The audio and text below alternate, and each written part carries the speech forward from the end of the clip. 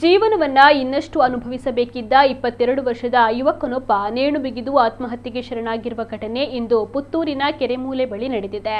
ಕೆರೆಮೂಲೆ ನಿವಾಸಿ ಜಗದೀಶ್ ಮೃತ ಯುವಕ.